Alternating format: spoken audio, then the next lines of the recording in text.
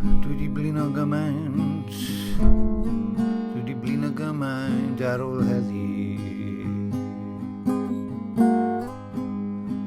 Ond un peth a ddysgus i oedd paid rhoi fyny. Dwi wedi blino gymaint ar ôl peintio a llyfurio, ac os mai dim ond batteries trydan ydw i, dwi ddim eisiau cael fy adnewyddu. Dwi'n mynd i yfed fy nher, myfyrio am y ner.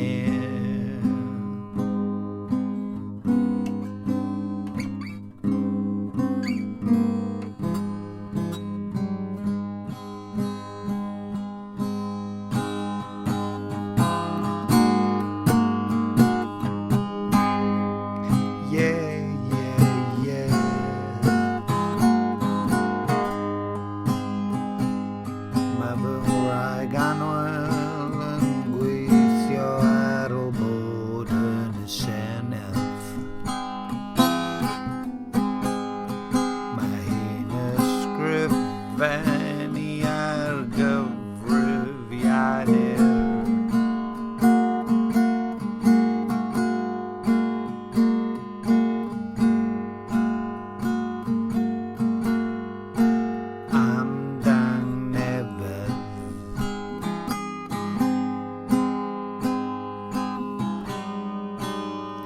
Nid tangnefedd ysbrydol gyda Duw, ond y camerau sydd ar y ffordd yn sicrhau yn bod ni'n cadw at y cyfyngiad y gyrru yng Nghymru mor araf a malwen. A fel wedodd Aled Job, mae'n cymryd am byth yng Nghymru.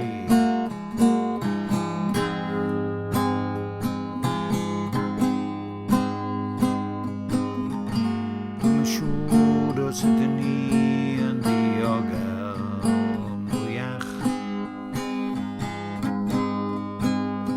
Dwi ddim yn siŵr os ydyn ni yn ddiogel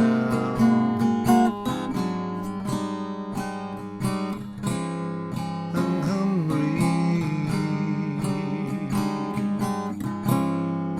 Maen nhw'n mynd twyllo ni, maen nhw'n recordio ni, maen nhw'n codi dirwyon arno ni, maen nhw'n ein hymelwan, ac mae i ddyfynnu gair llafar glwyd heddi sydd ddim yn y geiriadur. Mae'n dangerous, mae'n dangerous, mae'n dangerous, mae'n dangerous i dderbyn ei gair. Mae angen crafu dan y wyneb a gwneud yn siŵr mae nid air yw popeth melyn a nid celwydd yw y Senedd.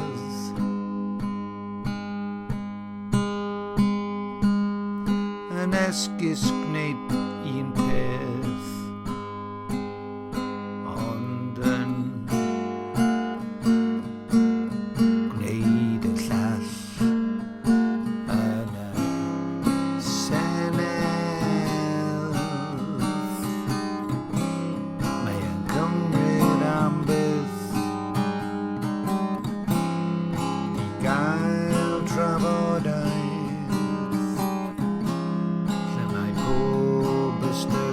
byth yn cael ei amlygu.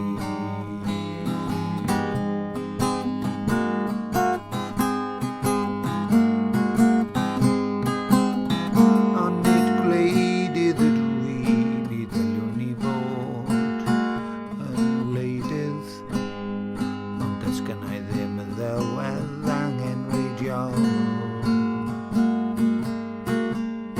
na'r gallu chwaith. Ac erbyn heddi does gan i ddim llawer o egni ar ôl mond i sgrifennu hon oddi ar top fy mhen. Mae'n llesol ond nid mor llesol, a fy mhaner sydd o mlaen i mor agos ond eto mor bell, mor bell, mor bell, mor bell, mor bell. Mae mor agos, mae mor bell, mae mor agos ac eto mae mor bell. Dwi'n mynd i lwcio fy mhaned gan fy mod i a syched.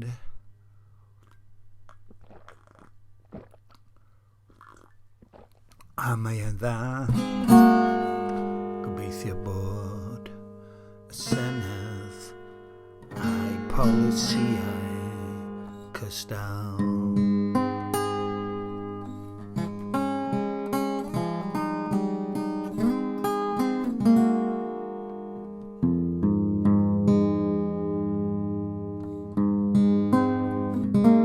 pwy sydd wedi eu talu nhw,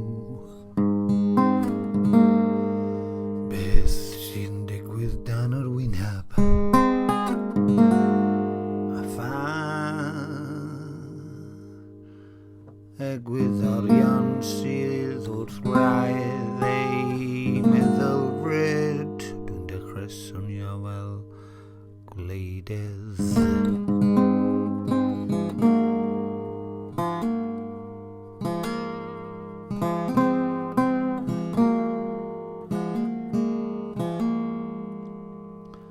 Beth am fod yn athro? Wel, mae'n tough. Chi'n gorfod dysgu pethau dodgy, ac anwybyddu pethau dodgy.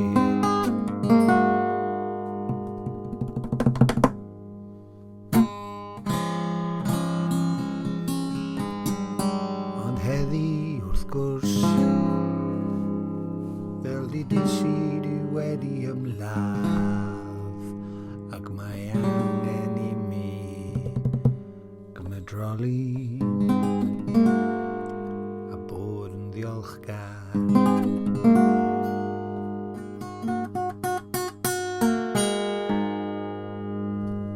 Am heddi, ond nid ar drail, nid ar drail, nid ar drail cyfiawnder, cyfiawnder a daioni, a gwneud beth sydd yn iawn, ac o ran hynny fedrai ddal fy mhen yn uchel heddi,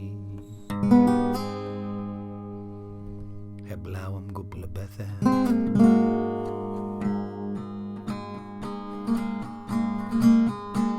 Mae'n cymryd mor hir